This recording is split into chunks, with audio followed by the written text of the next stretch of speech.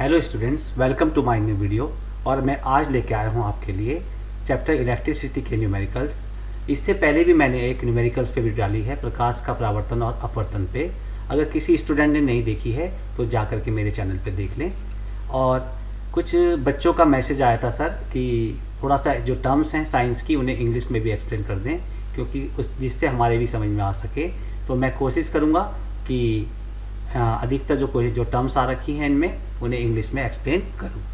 चलिए स्टार्ट करते हैं। देखिए क्वेश्चन नंबर फर्स्ट देखिए, एक विद्युत बल्ब में 200 वोल्ट और 100 वॉट अंकित है। यानी देखो आप अपने बल्ब में, तो ये इसके पास इसकी वोल्टेज दे रखी है, तो इसे हम दिखाते हैं विभवांतर कहते हैं। विभवांतर को हम दिखाते हैं बच्चों किससे, V से।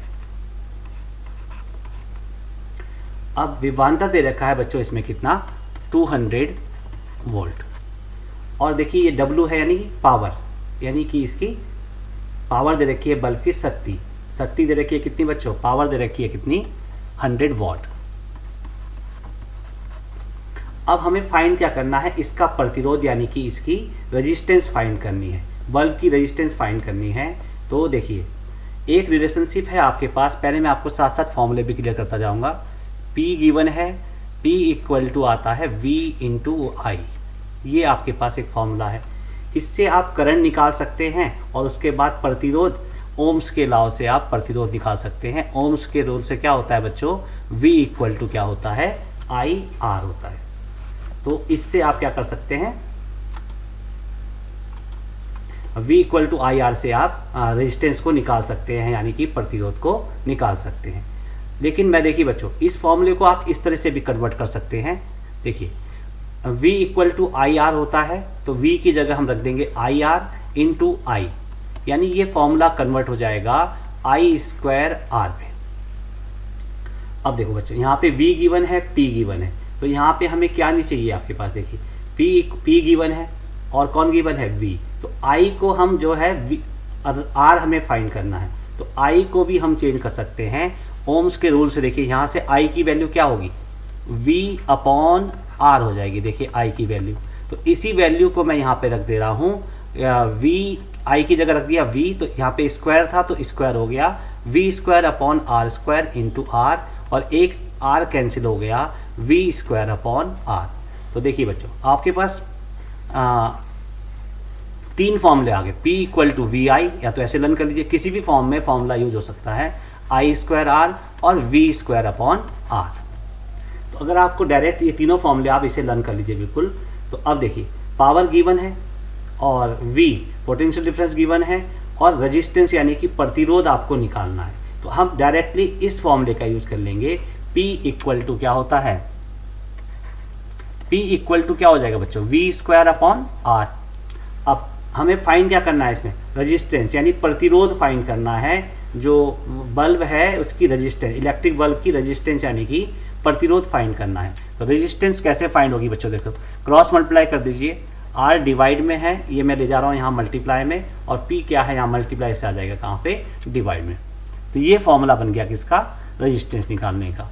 नाउ यहाँ पे देखिए V की वैल्यू गिवन है कितनी, 200, स्क्वायर है तो मैं लिख देता हूँ 200 इंटू 200 अपॉन पावर गिवन है कितनी, 100। तो 100 टू जा 200 यानी 100 दूनी 200 हो जाएगा, और 200 की गुना 2 से कर लो, 200 इंटू 2 यानी कि 400। और ये क्या निकाला हमने, रेजिस्टेंस। तो रेजिस्टेंस हम किस में मेजर करते हैं बच्चों, ओम में। तो इस इलेक्ट्रिकल बल्ब की रेजिस्टेंस आ जाएगी, ये ओम का सिंबल है, तो इस इलेक्ट्रिकल बल्ब की रेजिस्टेंस आ जाएगी बच्चों 400 ओम। तो या तो आप पहले I निकालिए और फिर जा करके आप V इक्वल टू IR से निकाल लीजिए, या डायरेक्ट आप इस फॉर्मूले को लर्न कर लीजिए। इनमें से कोई सा भी फॉर्मूला किसी भी फॉर्म में यूज हो सकता है। नेक्स्ट चलते हैं।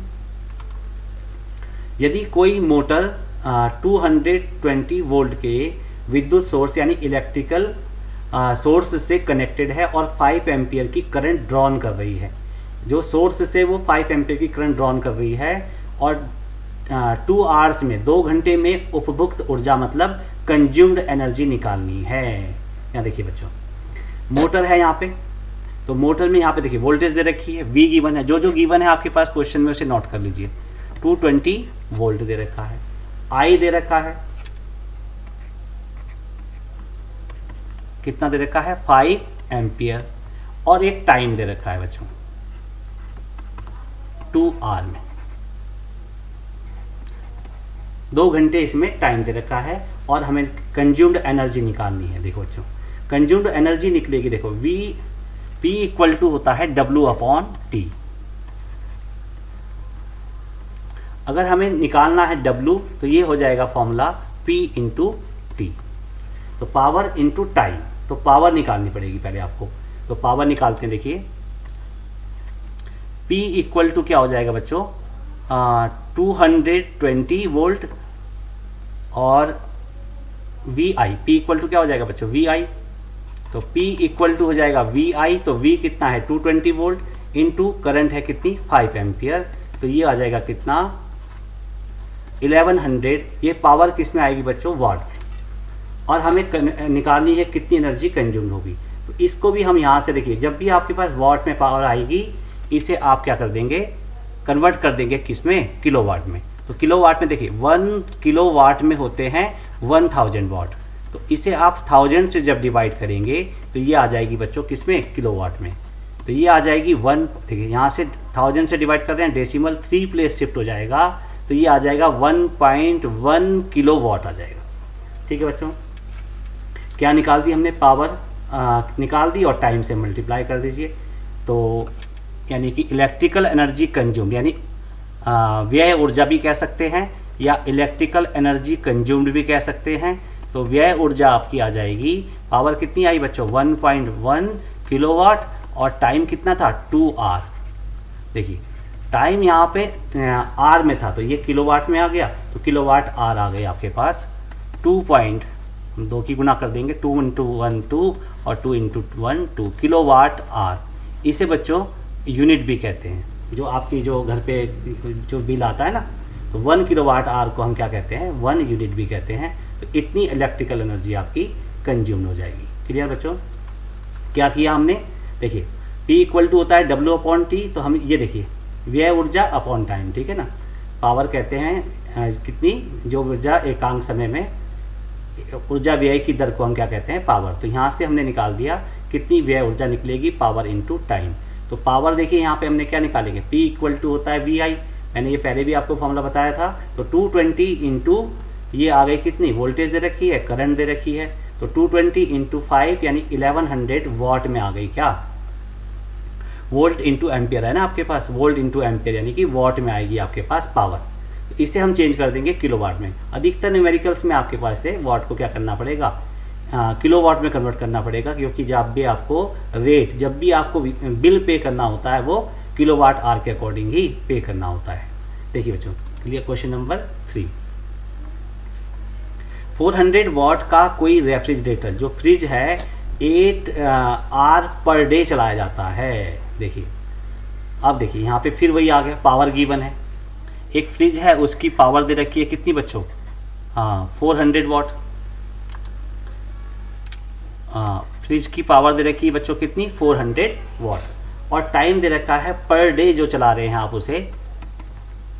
देखिए पहले इसे डायरेक्टली यहीं पे ही कन्वर्ट कर दीजिए, देखो वाट को किलोवाट में कन्वर्ट कर दीजिए, क्योंकि यहाँ पे देखो लास्ट में फिर आ रखा है जो आपको रेट देना है, पैसा देना है वो 3 रुपीज़ पर किलोवाट आवर, यानी 1 किलोवाट आवर के आपको 3 रुपीज़ पे करने हैं। तो यहाँ पे पावर वॉट में है अगेन देखो, तो वाट को मैंने बताया था किस में कन्वर्ट करेंगे किलोवाट में, और अभी मैंने आपको बताया कि वाट को किलोवाट में कैसे कन्वर्ट करते हैं, divide by 1000। Why, because 1 kilowatt equal to 1000 watt, ये आ गया आपका किलोवाट में। पावर आगे इसे डेसिमल में कन्वर्ट कर लीजिए, इक्वल टू 1000 से डिवाइड करेंगे तो 0.400 लिख दीजिए या 0.4 ही लिख दीजिए। तो ये इतना किलोवाट आपके पास क्या आ गया, इसकी पावर आ गई। और कितने टाइम चला रहे हैं आप 8 आवर पर डे। आपका फ्रिज देखो घर पे कितना चल रहा है 8 आवर पर डे चल रहा है, 8 घंटे पर डे चल रहा है, हर दिन चल रहा है। तो बताइए एक दिन में कितनी ऊर्जा व्यय होगी। देखो सबसे पहले निकाल लीजिए एक दिन में, 1 डे में कंज्यूम्ड एनर्जी, या एक दिन में व्यय ऊर्जा, एक दिन में कितनी ऊर्जा व्यय होगी। देखो अभी बताया था मैंने P इक्वल टू क्या होता है W/T, और व्यय ऊर्जा निकालनी है आपको तो P इंटू टी, यानी पावर इंटू टाइम निकाल लेंगे। पावर कितना है, पावर है 0.4 और टाइम चला रहे हैं आप कितने 8 आवर। 8 की मल्टीप्लाई 4 से कर दीजिए, 8 4 जा 32 यानी 8 चौके 32 और 3.2 ये क्या आ गया बच्चों किलोवाट आवर आ गया।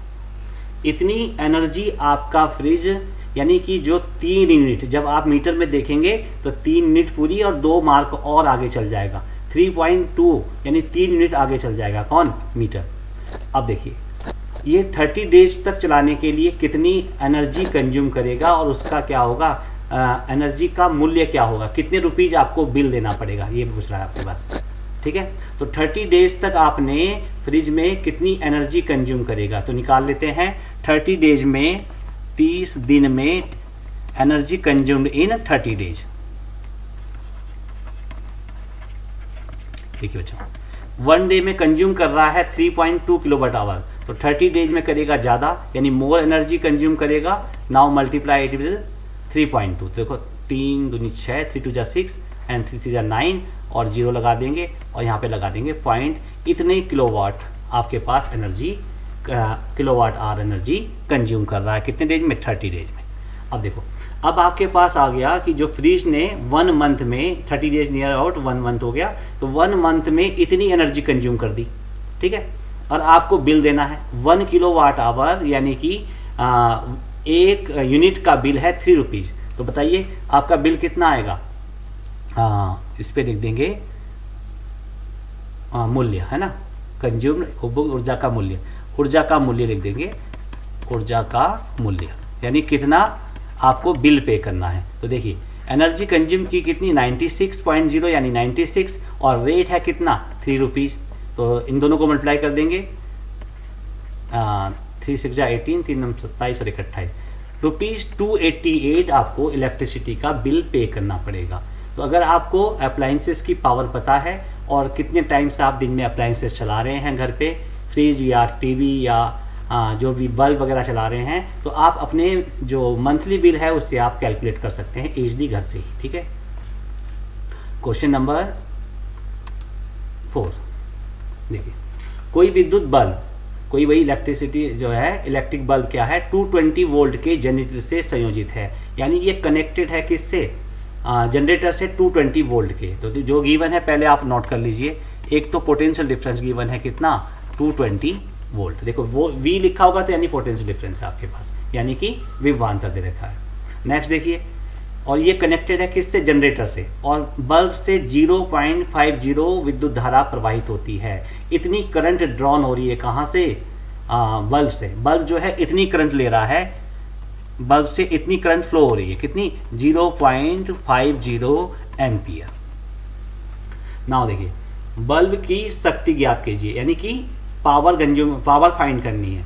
तो ये तो इजी क्वेश्चन हो गया, देखो डायरेक्ट रिलेशनशिप हो गई, ये मैंने बताया था कि इसका फॉर्मूला विद्युत शक्ति का फॉर्मूला यानी कि इलेक्ट्रिकल पावर का फॉर्मूला बताया था V इंटू आई, और V देखिए कितना, ये तो डायरेक्ट क्वेश्चन हो गया 220 वोल्ट इंटू और ये हो गया 0.50 एम्पियर, और इसे मल्टीप्लाई कर लीजिए 220 को 0.50 से मल्टीप्लाई कर लेंगे तो 0 0 0 एंड ये 0 0 और 11 0 0 0 1 1, तो यहाँ पे डेसिमल लगा लेंगे 2 प्लेस, तो ये आ जाएगा बच्चों कितना 110।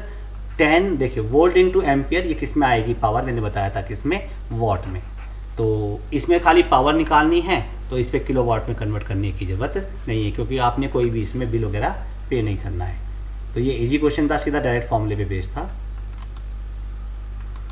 नेक्स्ट देखिए बच्चों, 5 ओम के 4 प्रतिरोध यानी 5 ओम की 4 रेजिस्टेंस लगी हैं और निम्न प्रकार से, जैसे सर्किट में गिवन है, ये देखिए ये है इसका बैटरी है, सर्किट में इस तरीके से जुड़े हैं और इसका निकालना है तुल्य प्रतिरोध। तुल्य मतलब टोटल रेजिस्टेंस फाइंड करनी है। देखिए 4 रजिस्टर कनेक्टेड हैं किसमें, 4 रजिस्टर कनेक्टेड हैं किसमें बच्चों, इस तरह से जैसे गिवन है आपके पास, आपने फाइंड करना है क्या इसमें, ये आपके पास क्या है बैटरी है आपके पास, तो यहाँ से करंट जाएगी, इस तरीके से इसमें से, और यहाँ से बैक आ जाएगी, और ये लगी है बच्चों क्या, की, और की क्लोज्ड है यानी कि करंट बह रही है, ठीक है, कुंजी, ये है बैटरी, ठीक है। अब बच्चों देखिए, हमें फाइंड करना है इसका क्या, इक्विवेलेंट रेजिस्टेंस यानी टोटल रेजिस्टेंस।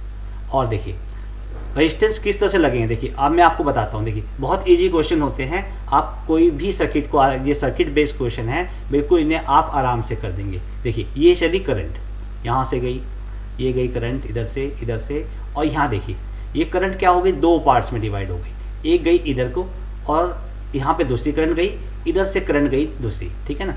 यानी सपोज यहाँ पे I1 करंट गई, और यहाँ से करंट गई I2, और यहाँ पे फिर मिल गई, फिर गई यहाँ से करंट गई कौन सी, I3 सपोज, और यहाँ से करंट गई I4, और यहाँ फिर कनेक्टेड हो गई, और इस तरीके से ये कहाँ गई, अगेन बैटरी पे। नाउ देखिए सबसे पहले करंट यहाँ पे दो पार्ट में डिवाइड हो गई, यानी कि इस पार्ट पे अलग करंट गई और फिर यहाँ पे अलग करंट गई। इसका मतलब ये किस में है बच्चों, दो तरह के कम्बिनेशन हैं आपके पास, एक होता है सीरीज कम्बिनेशन और एक होता है पैरेलल कम्बिनेशन। तो ये देखिए बच्चों किस कम्बिनेशन में होगा, ये होगा आपका पैरेलल कम्बिनेशन में। वाई, क्योंकि देखो यहाँ पे करंट अलग जा रही है और यहाँ पे करंट अलग जा रही है, और अगर सीरीज होता तो सेम करंट जाती, ठीक है।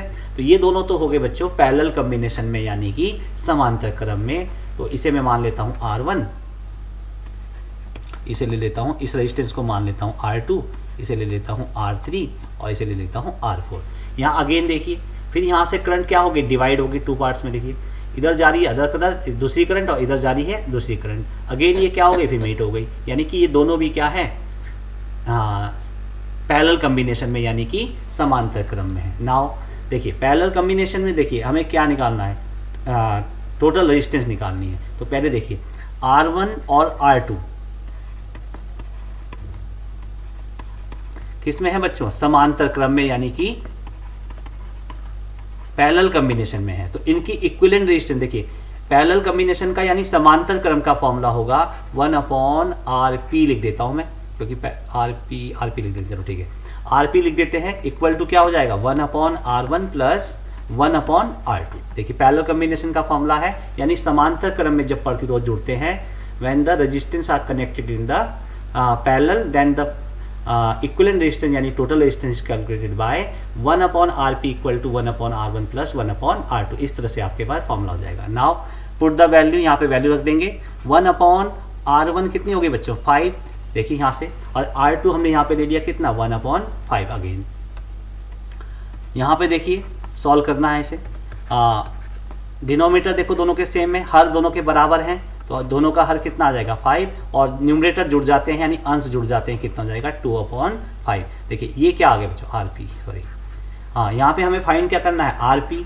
देखिए हमें ये 1/RP की वैल्यू है, RP की वैल्यू फाइंड करनी है, तो इसका रेसिप्रोकल यानी व्युत्क्रम कर दीजिए, R/RP हो जाएगा बच्चों कितना, 5/2, और 2 से डिवाइड कर देंगे, 2 2 जा 4, 1 और बचा 1, और 2 5 जा 10, यानी 2.5 ओम आ गया क्या, इनका इक्विवेलेंट रेजिस्टेंस। इन दोनों की टोटल रेजिस्टेंस कितनी आ गई, 2.5। अब देखिए R3 R4 भी किस में है, पैरेलल कम्बिनेशन में है, R3 व R4 समांतर क्रम में है, यानी पैरेलल कम्बिनेशन में है। तो पैरेलल कम्बिनेशन में भी सेम, अब यहाँ पे RP लिया था, सपोज यहाँ पे ले लेते हैं RS ले लेते हैं, ठीक है ना, कुछ भी वेरिएबल ले सकते हैं आप, 1/ या डैश कर दीजिए, RP डैश कर दीजिए, एक ही बात है। देखिए 1/R3 plus 1/R4, same calculation है, तो मैं फटाफट से कर देता हूँ आपके पास, 1/RS इक्वल टू 1/5 प्लस 1/5, ये समझ लिया मैंने, आपको पहले जैसे कहा था सेम है, 1/RS इक्वल टू 2/5, और ये क्या हो जाएगा, RS इक्वल टू 5/2, यानी कि 2.5 ओम। देखिए नाउ अभी टोटल रेजिस्टेंस फाइंड नहीं भी, देखो क्यों, ये अब इन दोनों को हम क्या करेंगे बच्चों, एक सिंगल रेजिस्टेंस मान लेंगे। अब ये दोनों एक रेजिस्टेंस हो गई, कितने ओम की, 2.5। क्लियर हो गया। जब पैरेलल कम्बिनेशन में होंगे, जब आप पैरेलल इनका कम्बिनेशन में जोड़ दिया, इक्विवेलेंट रेजिस्टेंस आ गई कितनी, 2.5। इन दोनों की भी तुल्य प्रतिरोध जो भी कहेंगे आप इसे, इक्विवेलेंट रेजिस्टेंस कितनी आ गई, 2.5। अब एक ये है और एक रजिस्टर ये है, ये दोनों रजिस्टर अब किस में है, देखो अब इसे आप सिंगल ले लीजिए, अब ऐसे दिखा देता हूँ मैं आपको। अब ये रेजिस्टेंस ऐसे हो गई है आपके पास, देखिए ये, और ये आ गई 2.5 की, और ये भी आ गई बच्चों किसकी, 2.5 की। अब ये किस में है बच्चों, ये सीरीज कॉम्बिनेशन में है, उसमें श्रेणी क्रम में है। तो श्रेणी क्रम का फॉर्मूला होता है, एक देखिए हमें फाइंड करना था तुल्य प्रतिरोध R, तो यहाँ पे लिख दीजिए तुल्य प्रतिरोध R इक्वल टू यानी equivalent resistance equal to RP, यानी ये वाली 4.5 और RS ये दोनों जुड़ जाएंगी, RP प्लस RS यानी कि कितना 2.5 ओम प्लस 2.5 ओम। देखिए 2.5 और 2.5 कितना जाएगा, 2.5 और 2.5 कितना हो जाएगा 5, तो ये 5 ओम आ जाएगी बच्चों। इसकी टोटल रेजिस्टेंस, इस सर्किट की टोटल रेजिस्टेंस कितनी आ जाएगी 5 ओम। तो होप आपको क्वेश्चन समझ में आ गया होगा। बहुत इजी क्वेश्चन है, बस आप सर्किट में देखिए कि जो रेजिस्टेंस है वो लगी कैसे हैं। नेक्स्ट देखिए 2 ओम, 3 ओम, 6 ओम के 3 प्रतिरोधों को किस प्रकार संयोजित करें कि जो है किस तरह से कनेक्ट करें हम इसमें कि टोटल रेजिस्टेंस कितनी आ जाए, टोटल रेजिस्टेंस आ जाए बच्चों कितनी 4 ओम। अब देखिए बच्चों, अब आप कैसे करेंगे, किस तरह से कनेक्ट करें, और डायग्राम भी फॉर्म करना है, ऐसा भी शायद क्वेश्चन में था। तो देखिए अब ये सोचिए कि हम इन्हें कैसे कनेक्ट करें, ये आपके पास डिपेंडेंट आ गया। तो ट्राई करते हैं। देखो ट्राई नहीं, देखो मैं एक आपको बेस बता देता हूँ। अगर ये सीरीज में है, ये तीनों सीरीज में है 2 ओम और ये हो गया 3 ओम और ये 6 ओम। तो देखो जब भी सीरीज में कनेक्टेड होती हैं 2 और 3 5 और 6, इनका जो है इक्विवेलेंट रेजिस्टेंस हो जाएगा 6 और 3 9 और 2 11 ओम। ये कम हो ही नहीं सकता, सीरीज में जो है रेजिस्टेंस ज़्यादा हो जाती है हमेशा, तो 4 तो आने का चांसेस ही नहीं है। अगर हम इन्हें पैरेलल लगाएं बच्चों, देखो अगर इन्हें हम समांतर क्रम में लगाएं तो इसके फॉर्मूला क्या हो जाता है 1/2, 1/3 और 1/6। ये भी काफ़ी कम हो जाता है बच्चों, ये इनसे भी कम आ जाएगा, 2 से भी कम आ जाएगा। चाहे आप इसे सॉल्व कर लीजिए, चलो मैं सॉल्व करके दिखा दूंगा। वैसे आपके पास ये भी आ सकता है क्वेश्चन कि कुल प्रतिरोध जो है, टोटल रेजिस्टेंस जो है इनकी 1 ओम हो जाए, तब आप 100% किस में लगाएंगे, तीनों को पैरेलल में लगाएंगे। क्यों, पैरेलल में क्या हो जाएगी, रेजिस्टेंस जो है तीनों से बिल्कुल कम हो जाएगी। देखिए दिखा देता हूँ मैं सॉल्व करके। इन 2 के टेबल में भी 6 आता है, 3 के टेबल में, तो एलसीएम कितना हो गया बच्चों 6। इसे मल्टीप्लाई करेंगे किससे, 3 से ऊपर 3 से नीचे, 3 1 जा 3, एलसीएम ले लिया 6 बच्चों, सभी का हर बराबर करना है ना, 2 1 जा 2 और यहाँ पे क्या करेंगे 6 1 जा 6, यानी कि 1 से मल्टीप्लाई करेंगे 1 आ जाएगा। तो देखो बच्चों कितना आ गया 6/6 यानी कि 1 ओम। ये मैं खाली आपको अभी दिखा रहा हूँ कि इस तरह से हम ट्राई करेंगे, लेकिन मुझे पता है कि अगर हम सीरीज में लगाएंगे तो 100% है नहीं आएगा, अगर हम पैरेलल भी लगाएंगे 100% नहीं आएगा, 4 ओम नहीं आ सकता किसी भी कंडीशन में, क्योंकि समांतर क्रम में जो है रेजिस्टेंस काफ़ी कम हो जाती है। ठीक है ना। अब हमारे पास कॉम्बिनेशन ट्राई करने पड़ेंगे। अब हमें किन्हीं 2 को तो लगाना पड़ेगा किसमें, पैरेलल में। अब हमारे पास 2 में वो बचते हैं, और कौन, अगर हम 2 ओम को और 3 ओम को किस में लगाएं बच्चों, पैरेलल में लगाएं, और 6 ओम को क्या लगा दें सीरीज में, तो एक तो ये बचता है हमारे पास एक कॉम्बिनेशन। तो ये मैं डायग्राम बना के दिखा देता हूँ। 2 ओम को और 3 ओम को लगा दिया हमने किस में, 2 ओम को और 3 ओम को लगा दिया किस में लगा दिया बच्चों, पैरेलल कॉम्बिनेशन में, और इसे लगा दिया हमने किसे 6 ओम को। एक तो ये बचता है हमारे पास। दूसरा बचता है हमारे पास, दूसरा मेथड बचता है, एक मेथड और बचता है आपके पास, फिलहाल मैं डायग्राम से बना देता हूँ। या तो हम क्या करें, 3 ओम को और 6 ओम को लगा दें किसमें, 3 ओम को और 6 ओम को लगा दीजिए किसमें, 2 आपके पास और ऑप्शन बचते हैं, 2 या 3 जो भी बचेंगे। इसे हमने लगा दिया 3 ओम को और 6 ओम को हमने लगा दिया किसमें, पैरेलल में यानी समांतर में, और 2 ओम को लगा देते हैं किसमें, श्रेणी क्रम में यानी सीरीज में। तो देखिए 4 ओम आने के चांस हैं। क्यों, क्योंकि तो 6 ओम है, इस वाले में तो आएगा ही नहीं, क्लियर ही है। देखो ये 6 ओम है, यहाँ पे कुछ भी आएगा तो ये जुड़ जाएगा। तो ये वाला हमें लग रहा है कि इससे लगाने पे चारों किस में आ जाएगा, तुल्य प्रतिरोध, यानी कि उनका टोटल रेजिस्टेंस 4 ओम हो जाएगा। तो मैं लिख देता हूँ 3 ओम व 6 ओम के प्रतिरोध को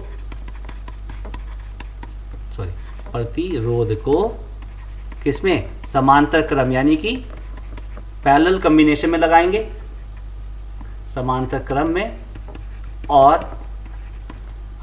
2 ओम के प्रतिरोध को श्रेणी क्रम में लगा देंगे बच्चों।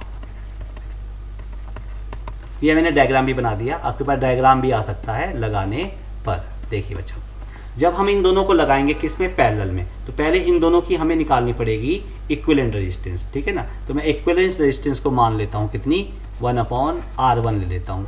चलो ये R1 ले लेता हूँ, यहीं पे ले लेते हैं, ये ले लेते हैं R1 और इसे ले लेते हैं R2 और इसे ले लेते हैं R3। तो मैं RP ले लेता हूँ इसका। इन दोनों की रेजिस्टेंस किसकी, जब हम लगा रहे हैं किसकी, 3 ओम को और 6 ओम को समांतर क्रम में लगा रहे हैं, तो इनकी तो 1/R2 ले रखा है हमने इसे, और ये ले रखा है 1/R3। तो 1/R2 की वैल्यू कितनी है बच्चों, 1/3, और R3 की वैल्यू कितनी है बच्चों, 6। देखो 3 के टेबल में 6 आता है, तो एलसीएम कितना हो जाएगा, 6। तो इसे 6 बनाने के लिए किससे मल्टीप्लाई करेंगे, 2 से। तो 2 1 जा 2, ऊपर नीचे तो मैंने 6 लिख दिया है, और यहाँ पे किससे मल्टीप्लाई करेंगे, 1 से। तो 1 1 जा 1, कितना आ जाएगा बच्चों, 3/6। अब हमें निकालना है RP। देखो ये तो निकला है 1/RP, वैल्यू चाहिए इनका इक्विवेलेंट रेजिस्टेंस, यानी कि इनका तुल्य प्रतिरोध। हो कितना हो जाएगा, RP हो जाएगा 6/3, यानी 3 से 6 कैंसिल कर दो, 2 ओम आ गया इनका तुल्य प्रतिरोध दोनों का। अब देखो ये 2 ओम, ये सिंगल रेजिस्टेंस हो जाएगी 2 ओम की, और 2 ओम ये है, तो 2 और 2 क्या हो गया, 4 ओम। यही हमें चाहिए था। अब हम क्या लगाएंगे, R1 व RP को श्रेणी क्रम में लगाने पर, श्रेणी क्रम में लगाने पर देखिए, तो टोटल रेजिस्टेंस हम निकाल लेते हैं, सॉरी ये तो किस में आ गई बच्चों, श्रेणी क्रम में। तो श्रेणी क्रम का फॉर्मूला लगेगा, तो श्रेणी क्रम में क्या होता है बच्चों, रेजिस्टेंस जुड़ जाती है, तो R इक्वल टू हो जाता है R1, क्योंकि ये वाला लगा रखा है 2 ओम का, प्लस इन दोनों की जगह कौन आ जाएगा, RP। तो ये आ गया 2 ओम प्लस 2 ओम, यानी कि कितना आ जाएगा, 4 ओम। तो यही हमें चाहिए था। तो हम क्या करेंगे बच्चों, 3 ओम को या 6 ओम को लगाएंगे किसमें, समांतर क्रम में, और 2 ओम के प्रतिरोध को लगाएंगे किसमें, श्रेणी क्रम में। नेक्स्ट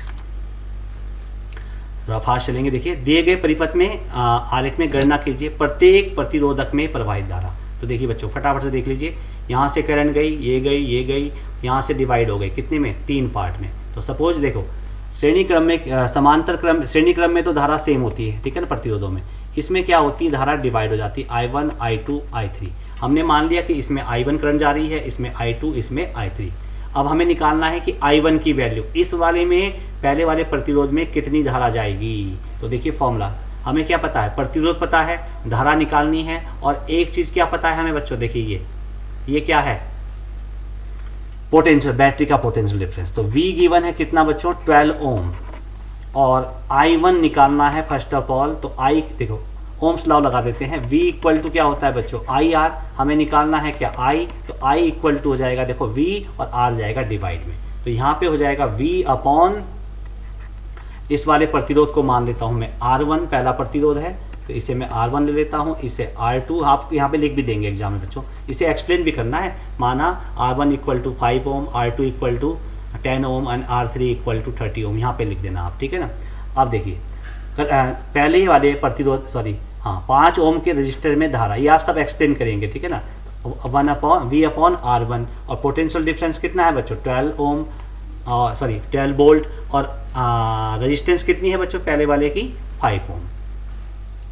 तो यहाँ से धारा जाएगी, डिवाइड कर लीजिए, 5 दूनी 10, 2 बचा 20, 5 चौके 20। यहाँ से, और करंट किस में जाती है बच्चों, एम्पियर में।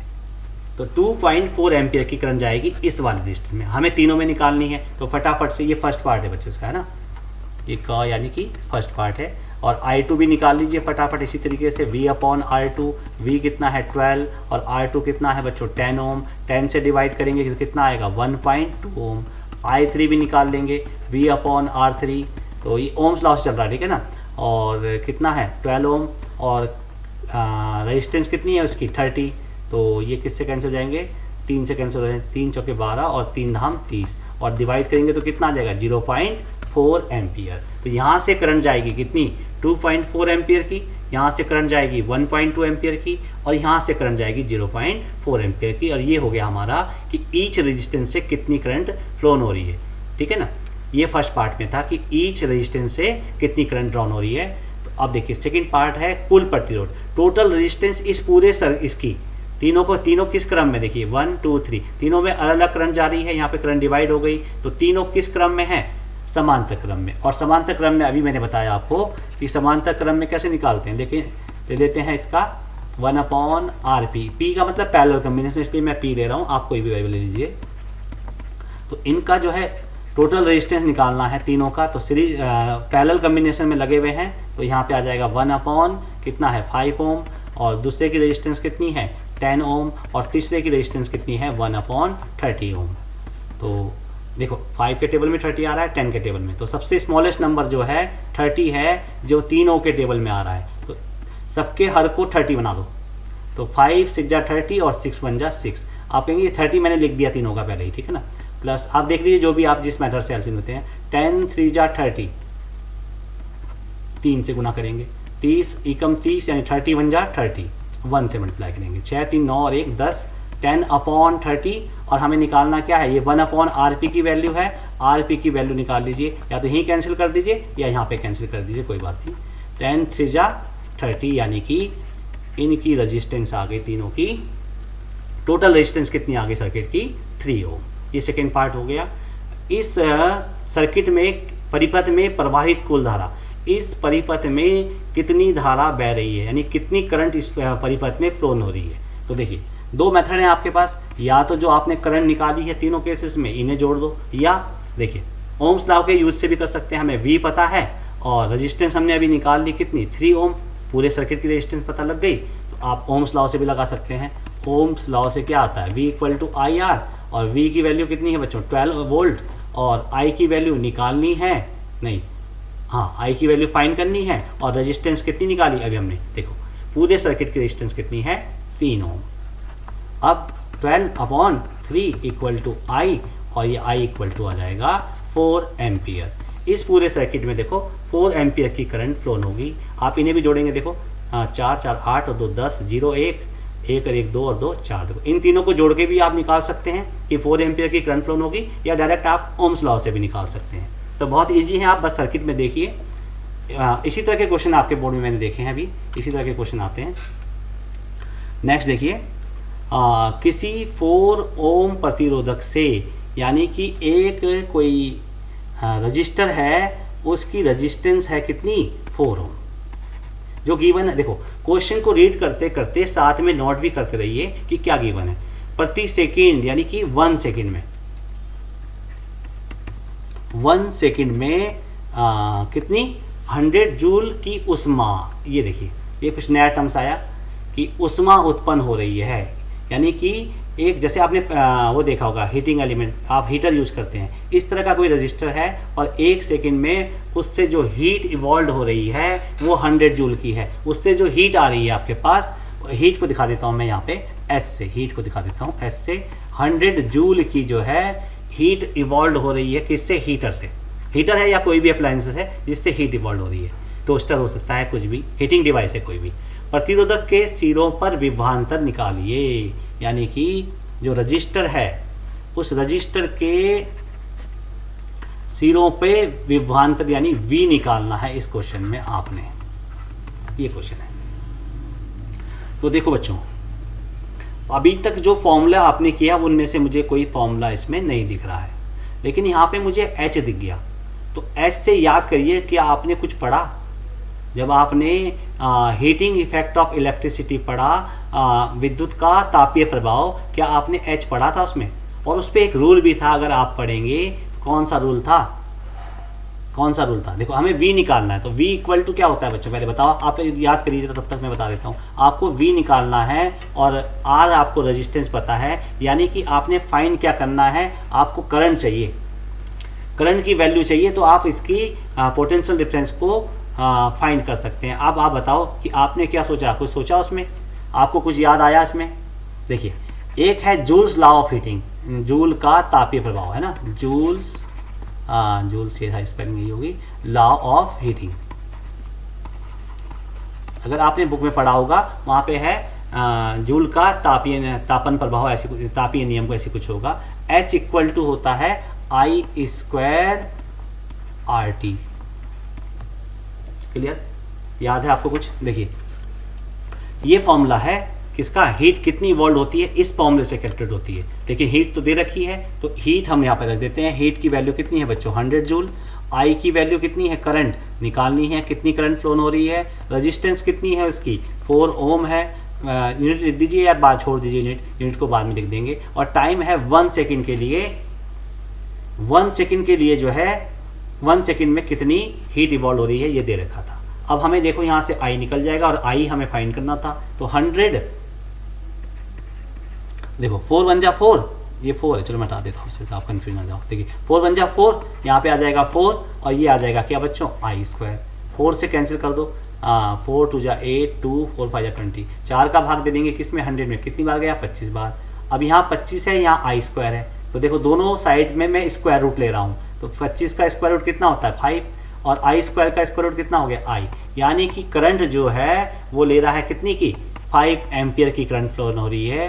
5 एम्पियर की करंट किसमें से, उस हीटिंग डिवाइस में से 5 एम्पियर की करंट फ्लो हो रही है। अब वो पूछ रहा है कि उसके जो एंड पॉइंट हैं उसके एंड पॉइंट्स में, इधर रजिस्टर के एंड पॉइंट में कितना पोटेंशियल डिफरेंस है, विभवांतर कितना है। तो यहाँ पे लिख देंगे आप ओम के नियम से, यहाँ पे लिख देना बच्चों, एक्सप्लेन कर देना। मैं फिलहाल आपको न्यूमेरिकल सिखा दे रहा हूँ, आप इसे एक बार बुक में देख लेंगे आप। V equal to I R, I कितना है बच्चों, करंट जा रही है कितने की 5 एम्पियर की, और